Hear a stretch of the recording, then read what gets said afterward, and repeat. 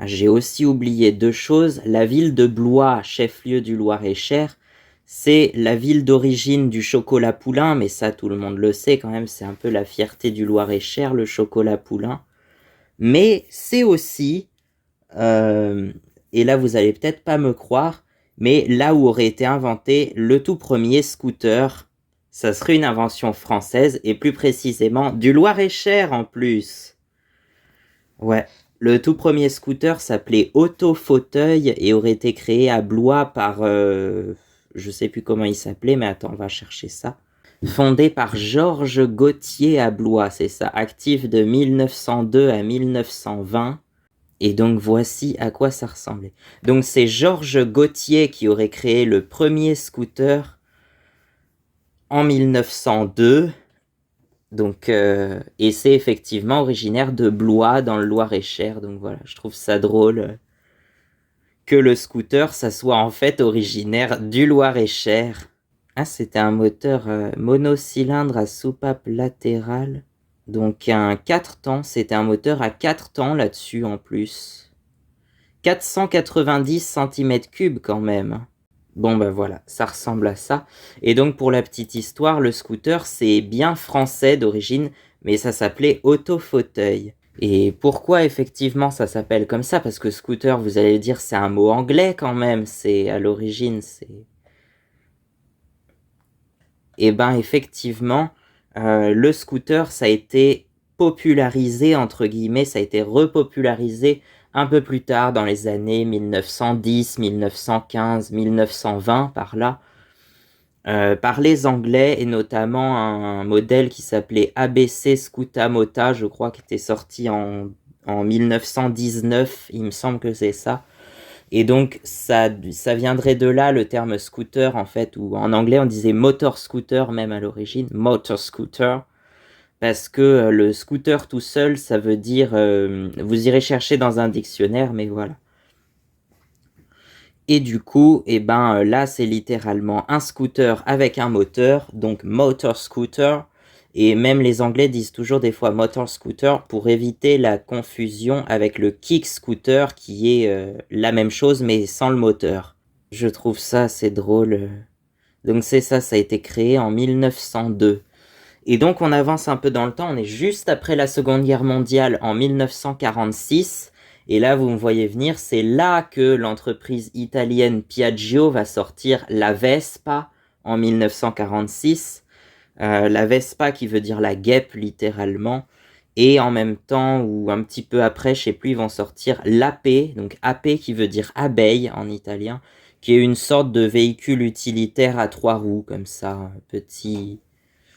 Ouais. Véhicule d'abord très populaire en Italie, aujourd'hui il est surtout connu en Inde ou en Asie du Sud-Est, peut-être aussi dans certains pays d'Afrique.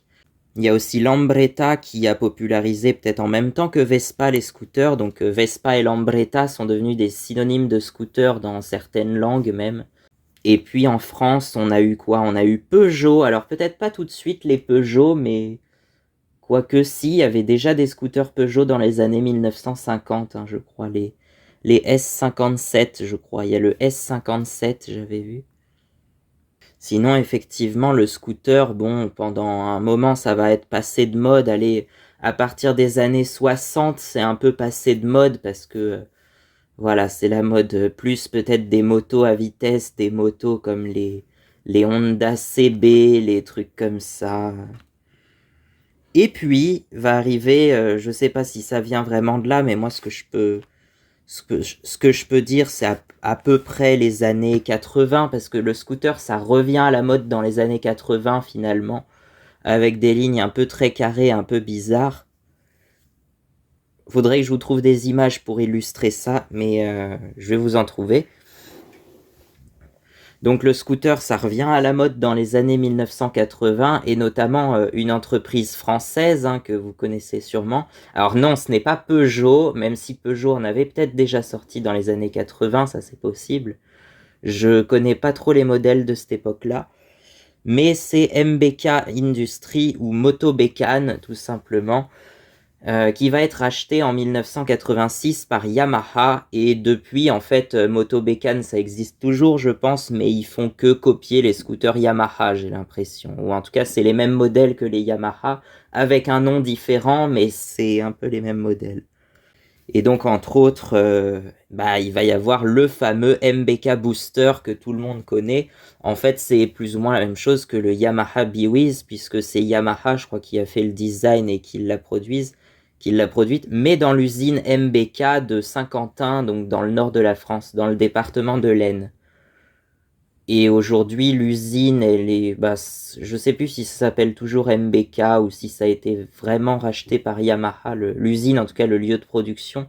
Mais je crois qu'il y a un musée MBK par là. Et l'usine de Saint-Quentin, ils produisent aussi certaines motos comme je me demande si la MT-07, elle n'est pas construite à Saint-Quentin, la Tracer 700 et certaines motos de Yamaha, un peu comme ça, quoi. Et puis toujours, je crois, les scooters MBK sont toujours en grande partie produits sur Saint-Quentin, hein, je sais plus. Même j'avais vu un moteur de bateau où, je sais plus où est-ce que j'avais vu ça, peut-être sur une annonce, un truc comme ça. Un moteur de bateau, donc les moteurs hors bord, quoi, que vous connaissez peut-être. Dessus, c'était écrit MBK Industrie. Alors c'est un moteur Yamaha, mais c'était sur je crois, la plaque constructeur ou un truc comme ça. C'était écrit MBK Industrie, donc ça se trouve, il a été aussi produit à Saint-Quentin. Ouais. Après, j'ai l'impression qu'il y a peut-être d'autres. Je sais pas si Yamaha ne produit pas tout elle-même en vrai, parce que, par exemple, ma XTX. C'était écrit dessus, je crois, Malaguti SPA. Alors, j'ai pas trouvé de source de savoir pourquoi c'était écrit Malaguti sur ce qui semblerait être une plaque constructeur. Ce que je sais, c'est qu'il y a la même moto, la Malaguti X3M, et effectivement, c'est la même moto avec le même châssis, le même moteur. Il y a juste les carénages qui diffèrent un petit peu, mais sinon, c'est clairement la même. Je pense que peut-être que Malaguti a fabriqué cette moto pour Yamaha, mais c'est étonnant puisque c'est une moto qui a été... quoique peut-être c'est que le moteur qui a été construit au Brésil, j'allais dire, c'est écrit dessus Produzido no Polo Industrial de Manaus. Manaus, qui se trouve en plein milieu de l'Amazonie, c'est une ville de 2 millions d'habitants, mais en plein milieu de nulle part. Et apparemment, ils construisent beaucoup de motos à Manaus, puisque la XR 125 qu'on avait achetée en 2022, elle était aussi construite à Manaus, apparemment. Bon, je sais pas tout exactement, mais il y a une histoire de Brésil, d'Italie, de Manaus, de Malaguti, peut-être de MBK, peut-être même que cette moto-là, elle existait aussi sous la marque MBK, je sais pas, mais... C'est surtout les scooters qui sont aussi... par exemple, les nouveaux X-Max, je sais pas, mais les anciens X-Max d'une certaine époque, ils étaient produits sous le nom MBK Skycruiser, par exemple. Mais c'est surtout, vous allez me dire, c'est surtout les 50 cm3, donc les boosters, les Aerox, le Yamaha Aerox qui s'appelle aussi MBK Nitro, le Yamaha Neos qui s'appelle aussi MBK Oveto, je crois. Et il y en a plein d'autres certainement.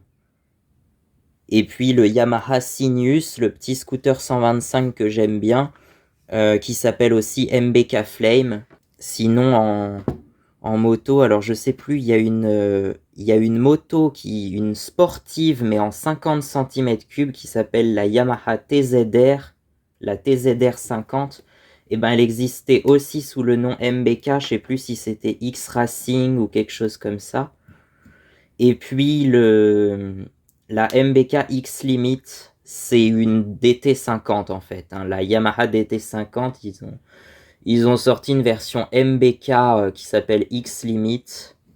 Pourquoi pas? Après, je sais pas s'il y a d'autres motos Yamaha qui étaient produites aussi sous le nom MBK, mais c'est surtout les scooters et quelques petites motos en 50cc, mais voilà. Donc voilà, alors est-ce que c'est MBK qui a réellement popularisé les scooters, en tout cas surtout les 50cc et les scooters pour les jeunes, quoi? J'ai l'impression que si ça y a grandement, ça y a grandement contribué. Donc comme quoi le scooter, c'est une histoire française, hein, autant avec Otto Fauteuil en 1902 qu'avec MBK dans les années 80. C'est une histoire française finalement le scooter. Alors pourquoi ça a pris un nom anglais, quoi? Mais en même temps, Otto Fauteuil, ça, je sais pas, ça fait bizarre. Je vais y aller en auto fauteuil. Moi, ça paraît bizarre quand même, hein.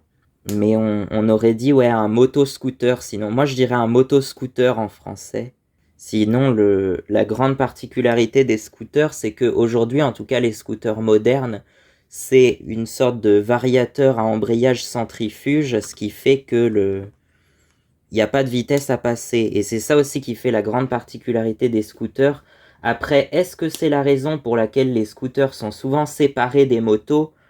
Je sais pas, parce que pour moi, un scooter, ça fait partie des motos quand même. Ça fait partie des motos, c'est juste un type de moto en particulier, mais pour moi, ça fait partie des motos à partir du moment où il y a deux roues, un guidon et un moteur, quoi. Par contre, oui, s'il y a plus que deux roues, s'il y a trois roues, c'est un tricycle ou trois roues tout simplement, ou une moto à trois roues éventuellement. Et s'il y a quatre roues, on appelle ça un quadricycle ou un quad tout simplement. Et donc voilà, tout ça pour dire 13 minutes pour dire que le scooter, en fait, c'est une invention du Loir-et-Cher, quoi. Et ça a été repopularisé par une entreprise de laine, effectivement, mais il y a quand même une histoire française, quoi. Il y a une histoire française aidée par les Anglais, les Italiens et les Japonais, mais il y a quand même une histoire française. Mais c'est ça, faites revenir les motos françaises, bordel de merde. Les Français sont vulgaires, vous le saurez peut-être. Non, je sais pas. Mais j'avais écrit, oui, un texte, non, je sais pas si c'est si c'est ça ce qu'on appelle un pamphlet, mais un texte directement adressé à Peugeot pour qu'ils arrêtent de faire de la marde et qu'ils refassent des voitures de qualité et des motos de qualité aussi, comme on savait faire à l'époque, dans les années 90-2000, disons. Et que Peugeot serait aidé effectivement par Yamaha qui avait déjà racheté MBK, effectivement, puisque voilà, donc oui, il y aura l'aide des Japonais, mais les Japonais, c'est très bien parce qu'ils font des moteurs très fiables, donc voilà, s'il y a des moteurs japonais dans les motos françaises, ça ne peut être que mieux finalement. Et ensuite, on remettra donc sur pied les constructeurs français, quoi, voilà. Il y a eu d'ailleurs autre fierté du Loir-et-Cher, il y avait Matra, effectivement, basé à Romorantin-Lanthenay. Matra, je crois que ça s'est arrêté en 2003 ou 2004, un truc comme ça, il me semble. Et pour la petite histoire, ouais, ils font des voitures assez insolites par contre. Ils ont fait des trucs, mais ils ont fait des trucs assez insolites, mais il y a une voiture qu'ils auraient bien aimé faire, qu'ils auraient dû sortir quand même. Je sais même plus comment elle s'appelle, mais qui ressemble à la Mazda MX-5 et c'est la raison pour laquelle elle est pas sortie parce que soi-disant elle ressemblait trop à la Mazda MX-5. Donc qui était sortie la première génération vers la fin des années 80, je crois, 88, 89 par là. Et ça tombe bien, c'est à cette époque-là que MBK a été racheté par Yamaha. Alors j'ai regardé l'histoire finalement, MBK en fait ça a fait faillite en 1984 et ça a été racheté par Yamaha 2 ans plus tard, donc en 86. Et c'est depuis cette date effectivement qu'ils font des scooters assez proches, on va dire, c'est les mêmes modèles, quoi, comme Peugeot et Citroën à l'époque, c'était les mêmes modèles. Ah oui, c'est vrai qu'il y a ça aussi dans le groupe PSA, il y a Citroën. On va remettre Citroën et DS indépendants, je sais pas s'ils s'en sortiront tout seuls, mais quand même. Voilà, quoi. Et puis les DS, c'était mieux la DS originale de 1955, quoi. Oui, d'ailleurs, cette année, c'est les 70 ans de la DS et c'est aussi, du coup, les 70 ans de la première moto Yamaha. Donc voilà, c'est c'est drôle, c'est 1955, ouais, c'était... Je sais pas si c'était une belle année 1955, mais je crois que c'est cette année-là aussi que Charles Trenet avait sorti sa fameuse chanson National 7, donc que j'avais reprise mais avec des paroles légèrement modifiées pour parler de la National 10. Alors elle n'est pas sortie encore, elle sortira peut-être dans Songs for a Road Trip, une sorte de compilation de Unreleased que je vais faire peut-être durant l'été. Je promets rien, ça sortira peut-être pas avant l'été, je sais pas, mais en tout cas il y aura mes 5 reprises de Michel Delpech dans le Loir-et-Cher pour le road trip dans le Loir-et-Cher, et puis il y aura aussi des reprises de Bob Dylan pour National 10 revisité, ça s'appellera, dont le titre fait référence à Highway 61 Revisited. La Highway 61 étant une route qui relie la Nouvelle-Orléans en Louisiane à Duluth dans le Minnesota, en passant par Saint-Louis et Minneapolis, Duluth étant la ville natale de Bob Dylan justement. Et ben moi c'est pareil, si on peut considérer que je suis originaire de Sainte-Maure-de-Touraine, la nationale 10, elle passe par Sainte-Maure-de-Touraine, donc elle va de Paris à Hendaye à peu près en passant par Tours et par Bordeaux. Donc c'est une route assez importante, c'est la route d'Espagne et c'est si on la prolonge encore plus loin, elle va jusqu'à Lisbonne. Donc c'est la route Paris-Lisbonne en fait. C'est la route Paris-Lisbonne. Alors en Espagne, elle passerait par Vitoria, Burgos, Valladolid et Salamanca. Et au Portugal, elle passe par Castelo Branco et elle arrive à Lisbonne après. Donc voilà, c'est un axe routier très important et maintenant un axe autoroutier très important puisque il y a des autoroutes alors en Espagne et au Portugal aussi, mais côté français c'est la nationale, l'autoroute A10 justement. L'autoroute A10 de Paris à Bordeaux et l'autoroute A63 de Bordeaux à Hendaye, je crois, quelque chose comme ça. Enfin, de Bordeaux jusqu'au Pays Basque.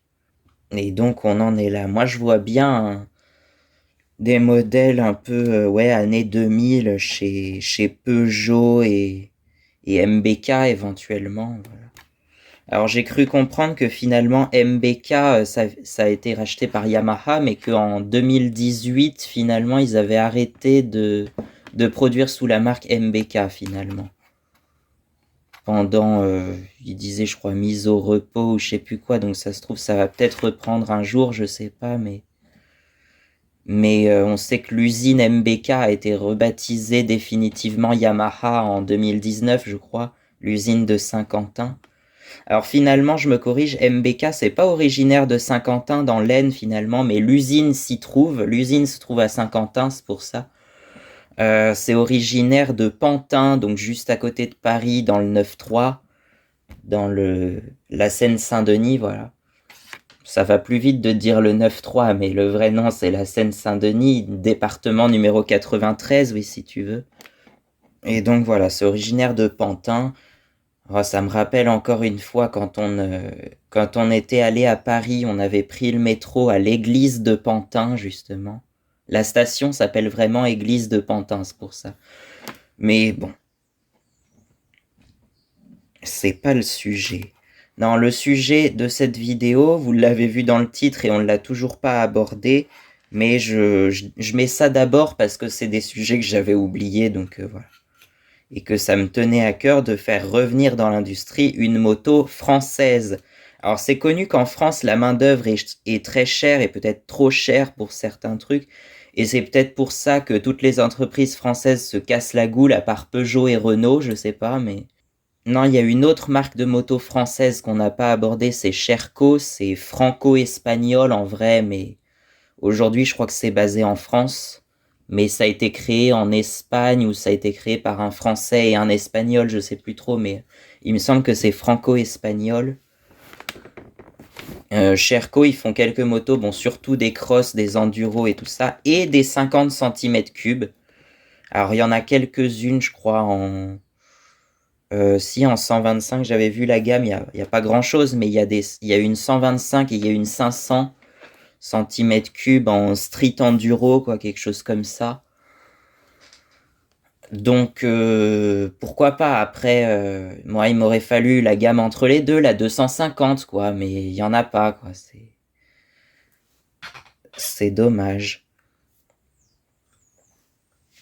Et puis sinon, en marque de moto, alors en vrai il y en a eu plein dans l'histoire française des marques de moto, il y a eu Tero je crois à une époque, je sais pas si vous connaissez.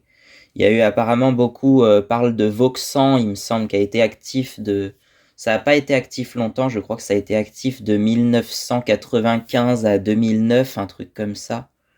Il me semble que c'est ça. Et puis c'est surtout MBK et Peugeot, hein, les deux grandes marques de motos françaises qui ont réellement survécu, mais ça a été difficile quand même, hein. Et à croire que maintenant, il n'y a plus que les Japonais qui font des motos, ou éventuellement les Autrichiens avec KTM. Ouais, les Suédois avec Husqvarna qui a été racheté par KTM d'ailleurs. Mais surtout les Italiens, parce que l'Italie, je sais pas pourquoi, mais l'Italie c'est le pays où il y a le plus de marques de motos et qui existent encore en plus. Donc entre, je sais pas, bon, Ducati et Aprilia c'est les plus connus, Benelli, Moto Guzzi, euh, Piaggio bien sûr, même s'ils font surtout des scooters, on peut quand même citer Piaggio qui a quand même une influence incroyable due à la Vespa. Et ça, j'en avais déjà parlé en disant que le scooter serait en fait une invention du Loir-et-Cher, et c'est pas une blague. Vous pouvez vérifier d'où ça vient, ça s'appelait Autofauteuil à l'époque. Et ça serait originaire du Loir-et-Cher, du coup, voilà. Ouais, le Loir-et-Cher, ils ont Matra, ils ont l'autofauteuil, ils ont le chocolat poulain, ils ont plein de choses finalement. Est-ce qu'on a autant à Tours? Ça, je sais pas. Par contre, à Tours, on a Amel Bent, on a Ben l'Oncle Soul, on a Nadia, je crois, et puis Zaz. Voilà, j'allais l'oublier celle-là. On a au moins 4 chanteurs connus qui viennent de Tours, alors que dans le Loir-et-Cher, il y a une chanson de Michel Delpech, mais Michel Delpech, il est pas du tout du Loir-et-Cher en fait. Donc voilà. En vrai, il était plus parisien que du Loir-et-Cher, mais bon. Il est je crois que précisément, il est du 9-2 du Nanterre, Boulogne-Billancourt, je vais retrouver le nom du département. Les Hauts-de-Seine, voilà. Il est des Hauts-de-Seine et il est né dans les Hauts-de-Seine et il est mort dans les Hauts-de-Seine aussi, je crois, donc voilà.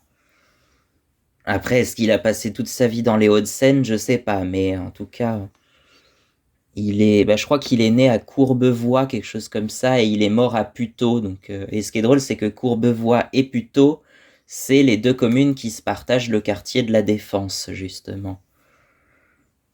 Voilà, avec un petit bout sur Nanterre, il me semble, et peut-être un petit bout sur Neuilly-sur-Seine aussi. Donc voilà, faites revenir les motos françaises. Bon, on n'a pas parlé des marques soi-disant importées ou je sais pas comment on va dire, créées par des importateurs. En gros, il y a Mash qui est assez connu, Orcal que vous connaissez peut-être aussi. Et puis voilà, Orcal, ils ont réussi quand même à réutiliser le moteur de la Yamaha YBR qui a une vingtaine d'années maintenant. Et voilà, ils l'ont mis en injection quand même parce qu'on est en 2025, disons. Mais sinon, c'est la même base moteur que la YBR de 2005, oui. Et c'est aussi donc le même moteur que ma XTX, vous l'aurez deviné. Voilà. Parce qu'à chaque fois, moi, quand je vois une moto avec ce moteur-là, je me dis, mais oui, c'est le même moteur que ma XTX et la YBR. Donc, c'est un moteur, je pense, qui est très fiable. J'avais entendu dire que ça faisait sans problème 150 km, 150 000 km. Donc, à voir si ça tiendra au moins 150 000, parce que moi, je vais en faire des kilomètres avec la mienne. Donc, mais je connais un gars qui a un scooter, la chaîne s'appelle Olivier BRD. Il a un scooter Honda Swing ou S-Wing de 2010 et il a fait depuis 2010 170 000 km. Alors je crois qu'il a quand même changé le piston cylindre plusieurs fois, mais il l'a changé à 100 000 et à 140 000, quelque chose comme ça. Mais aujourd'hui, il a 170 000 km, donc voilà. Bon, avant de passer au sujet de la vidéo, je vais mettre dans la description avancée jusqu'à tant de minutes parce que pour l'instant, ça va pas être le plus intéressant, mais il fallait que j'en parle, donc voilà. Et moi, je vois très bien il faut toute une gamme de motos avec des moteurs de, 50 pour la première, 50 cm3. Ensuite, on va avoir la 125, la 250, la 400, la 600, la 800 et la 1000. Ou alors, Donc là, ça fait 7 modèles différents, je crois.